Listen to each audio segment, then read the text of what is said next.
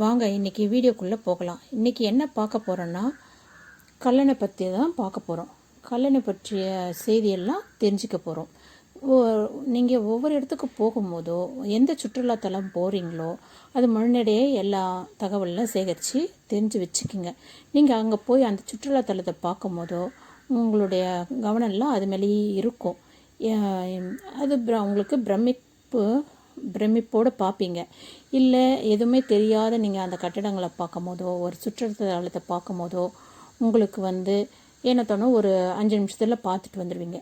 இந்த வரலாற்றுங்களை தெரிஞ்சுக்கிட்டு நீங்கள் போய் பார்க்கும் போதோ அதோடைய சிறப்பே உங்களுக்கு மகிழ்ச்சியை தரும். காலம் முழுக்க அது அழியாத சின்னமாக உங்கள் மனதில் படியும். எப்படி இப்படி கட்டினாங்க, எதை கொண்டு கட்டினாங்க, எந்த வருடம் வந்தது, இப்படி எல்லாம் நீங்கள் தெரிஞ்சு வச்சுக்கிட்டு போய் பாருங்கள்.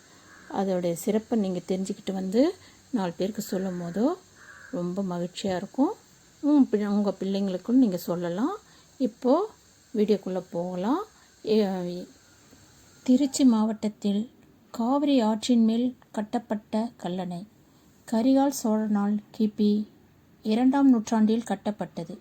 இது உலகின் பழமையான நீர்ப்பாசன அமைப்புகளில் ஒன்றாகும்.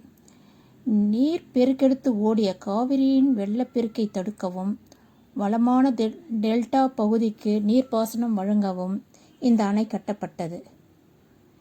கல்லும் களிமண்ணும் மட்டுமே கொண்டு கட்டப்பட்ட இந்த அணை 2000 ஆண்டுகளுக்கு மேலாக இன்னும் பயன்பாட்டில் உள்ளது. கரிகால சோழ மன்னன் கல்லணை கட்டியதன் நோக்கம், காவிரி ஆற்றில் ஏற்படும் வெள்ளப்பெருக்கினால் மக்களுக்கு ஏற்படும் துயரங்களை தணிக்க கரிகாலன் இந்த அணையை கட்டினான். இது காலகாலமாக நிலைத்து நிற்க பல யுக்திகளை கையாண்ட கரிகாலன். சுமார் 2000 ஆண்டுகள் ஆகியும் இந்த அணை பழுதடையாமல் கம்பீரமாக உள்ளது. கல்லணை உலகின் 4வது பழமையான அணையாகும். மேலும் இந்தியாவின் இது முதல் அணையாகும். இதன் வடிவமைப்பு நீளம் 1080 அடி, இதன் அகலம் 66 அடி, இதன் உயரம் 18 அடி. இந்த அணை 104 மதகுகளை பயன்படுத்தி பாசன கால்வாய்களில் நுழையும் நீரின் அளவை கட்டுப்படுத்துகிறது. அணையை தாங்கி நிற்கும் 610 மீட்டர் உயரமுள்ள கிரானைட் தூண்கள் உள்ளன. இது பாம்பு போல வளைந்த அமைப்பை கொண்டுள்ளது. இந்த அணையின் கீழ்ப்பகுதியில் காவிரி ஆறு, கொள்ளிடம், வெண்ணாறு மற்றும் புது ஆறு என 4 ஓடைகளாக பிரிகிறது.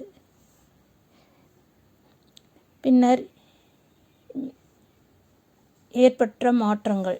1839ஆம் ஆண்டில் கல்லணையின் மேல் ஒரு பாலம் கட்டப்பட்டது.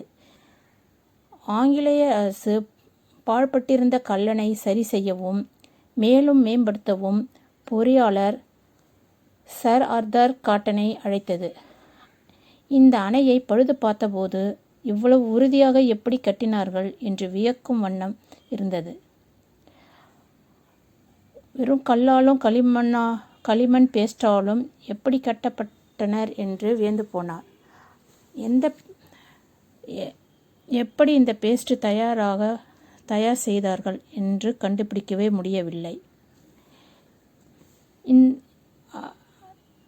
இந்த கல்லணைக்கு அவர் பெயர் ஒன்று சூட்டினார்.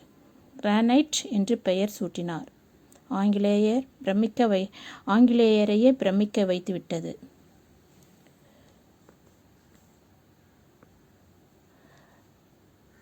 தமிழர்களின் கட்டுமான நுட்பத்திற்கு கல்லணை ஒரு சிறந்த எடுத்துக்காட்டாகும்.